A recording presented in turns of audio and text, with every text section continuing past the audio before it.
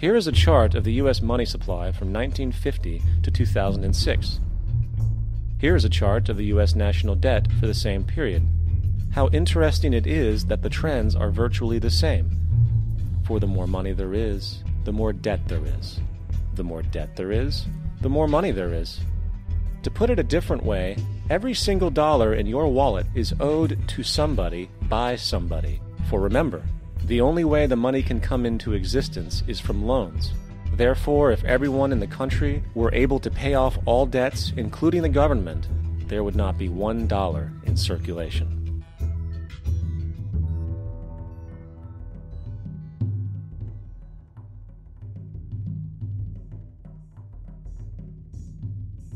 In fact, the last time in American history the national debt was completely paid off was in 1835 after President Andrew Jackson shut down the central bank that preceded the Federal Reserve. In fact, Jackson's entire political platform essentially revolved around his commitment to shut down the central bank, stating at one point, "The bold efforts the present bank has made to control the government are but premonitions of the fate that awaits the American people should they be deluded into a perpetuation of this institution or the establishment of another like it." Unfortunately, his message was short-lived, and the international bankers succeeded to install another central bank in 1913, the Federal Reserve. And as long as this institution exists, perpetual debt is guaranteed. Now, so far we have discussed the reality that money is created out of debt, through loans. These loans are based on a bank's reserves, and reserves are derived from deposits. And through this fractional reserve system, any one deposit can create 9 times its original value, in turn debasing the existing money supply, raising prices in society. And since all this money is created out of debt and circulated randomly through commerce, people become detached from their original debt, and a disequilibrium exists, where people are forced to compete for labor in order to pull enough money out of the money supply to cover their costs of living. As dysfunctional and backwards as all of this might seem, there is still one thing we have omitted from this equation. And it is this element of the structure which reveals the truly fraudulent nature of the system itself: the application of interest. When the government borrows money from the Fed, or when a person borrows money from a bank, it almost always has to be paid back with accrued interest. In other words, almost every single dollar that exists must be eventually returned to a bank with interest paid as well. But if all money is borrowed from the central bank and is expanded by commercial banks through loans, only what would be referred to as the principal is being created in the money supply. So then, where is the money to cover all of the interest that is charged? Nowhere. It doesn't exist. The ramifications of this are staggering, for the amount of money owed back to the banks will always exceed the amount of money that is available in circulation. This is why inflation is a constant in the economy, for new money is always needed to help cover the perpetual deficit built into the system, caused by the need to pay the interest. What this also means is that mathematically, defaults and bankruptcy are literally built into the system, and there will always be poor pockets of society that get the short end of the stick. An analogy would be a game of musical chairs, for once the music stops, somebody is left out to dry. And that's the point. It invariably transfers true wealth from the individual to the banks. For if you are unable to pay for your mortgage, they will take your property. This is particularly enraging when you realize that not only is such a default inevitable due to the fractional reserve practice, but also because of the fact that the money that the bank loaned to you didn't even legally exist in the first place. In 1969, there was a Minnesota court case involving a man named Jerome Daly, who was challenging the foreclosure of his home by the bank which provided the loan to purchase it. His argument was that the mortgage contract required both parties, being he and the bank, each put up a legitimate form of property for the exchange. In legal language, this is called consideration. Mr. Daly explained that the money was, in fact, not the property of the bank, for it was created out of nothing as soon as the loan agreement was signed. Remember what modern money mechanics stated about loans? What they do when they make loans is to accept promissory notes in exchange for credits. Reserves are unchanged by the loan transactions, but deposit credits constitute new additions to the total deposits of the banking system. In other words, the money doesn't come out of their existing assets. The bank is simply inventing it, putting up nothing of its own, except for a theoretical liability on paper.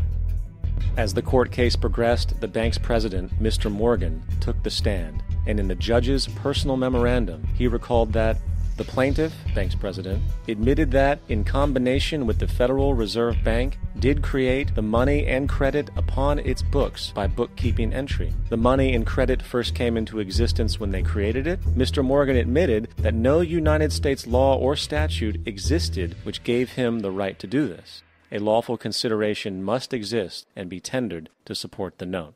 The jury found that there was no lawful consideration, and I agree. He also poetically added, only God can create something of value out of nothing. And upon this revelation, the court rejected the bank's claim for foreclosure, and Daly kept his home. The implications of this court decision are immense. For every time you borrow money from a bank, whether it is a mortgage loan or a credit card charge, the money given to you is not only counterfeit, it is an illegitimate form of consideration, and hence voids the contract to repay, for the bank never had the money as property to begin with. Unfortunately, such legal realizations are suppressed and ignored, and the game of perpetual wealth transfer and perpetual debt continues. And this brings us to the ultimate question: why?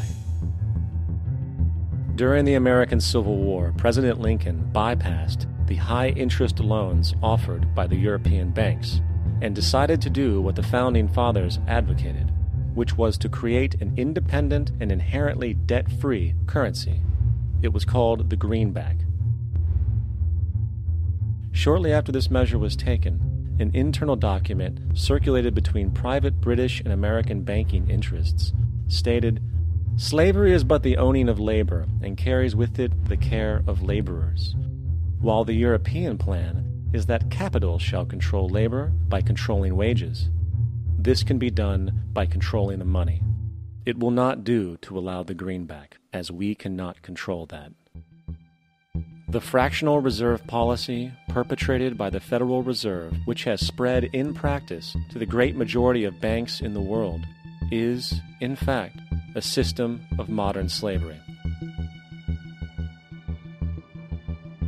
Think about it. Money is created out of debt. And what do people do when they are in debt? They submit to employment to pay it off. But if money can only be created out of loans, how can society ever be debt-free? It can't. And that's the point. And it is the fear of losing assets coupled with the struggle to keep up with the perpetual debt and inflation inherent in the system, compounded by the inescapable scarcity within the money supply itself, created by the interest that can never be repaid, that keeps the wage slave in line, running on the hamster wheel with millions of others, in effect powering an empire that truly benefits only the elite at the top of the pyramid. For, at the end of the day, who are you really working for? The banks. Money is created in a bank and invariably ends up in a bank.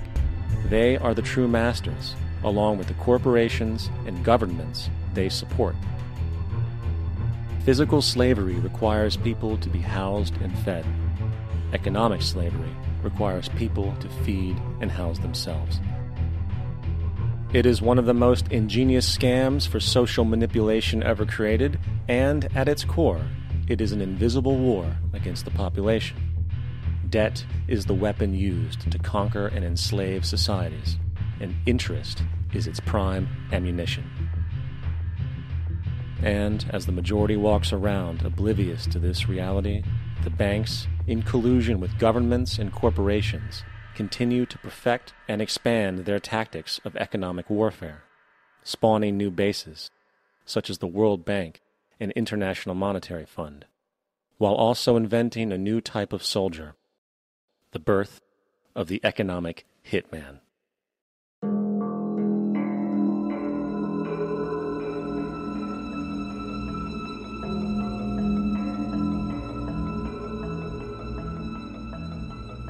We economic hitmen really have been the ones responsible for creating this first truly global empire.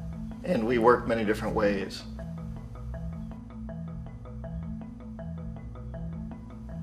But perhaps the most common is that we will identify a country that has resources our corporations covet, like oil, and then arrange a huge loan to that country from the World Bank or one of its sister organizations. But the money never actually goes to the country. Instead, it goes to our big corporations to build infrastructure projects in that country, power plants, industrial parks, ports, things that benefit a few rich people in that country, in addition to our corporations, but really don't help the majority of the people at all. However, those people, the whole country is left holding a huge debt. It's such a big debt they can't repay it, and that's part of the plan, that they can't repay it. And so at some point, we economic hitmen go back to them and say, listen, you owe us a lot of money, can't pay your debts, so sell your oil real cheap to our oil companies. Allow us to build a military base in your country, or send troops in support of ours to someplace in the world like Iraq, or vote with us on the next UN vote.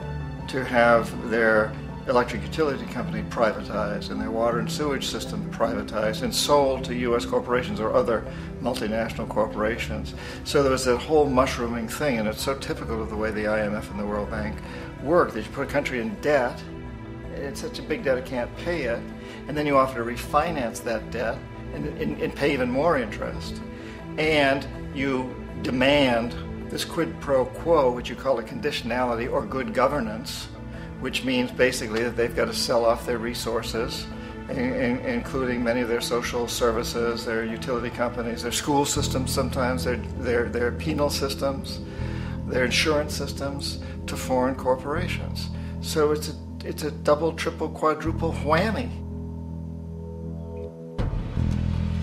The precedent for economic hitmen really began back in the early 50s when democratically elected Mossadegh, who was elected in Iran, he was considered to be the hope for democracy in the Middle East and around the world. He was Time Magazine's Man of the Year. But one of the things that he'd run on and began to implement was the idea that foreign oil companies needed to pay the Iranian people a lot more for the oil that they were taking out of Iran. The Iranian people should benefit from their own oil. Strange policy. We didn't like that, of course. But we were afraid to do what we normally were doing, which was to send in the military. Instead, we sent in one CIA agent, Kermit Roosevelt, Teddy Roosevelt's relative. And Kermit went in with a few $1 million and was very, very effective and efficient. And in a short amount of time, he managed to get Mossadegh overthrown and brought in the Shah of Iran to replace him, who always was favorable to oil. And it was extremely effective. Bombs overflow Tehran. Army officers shout that Mossadegh has surrendered and his regime as virtual dictator of Iran is ended. Pictures of the Shah are paraded through the streets as sentiment reverses. The Shah is welcomed home. So back here in the United States, in Washington, people looked around and said, wow, that was easy and cheap. So this established a whole new way of manipulating countries, of creating empire. The only problem with Roosevelt was that he was a card-carrying CIA agent, and had he been caught, the ramifications could have been pretty serious. So very quickly at that point, the decision was made to use private consultants to channel the money through the World Bank or the IMF or one of the other such agencies, to bring in people like me who worked for private companies, so that if we got caught, there would be no governmental ramifications.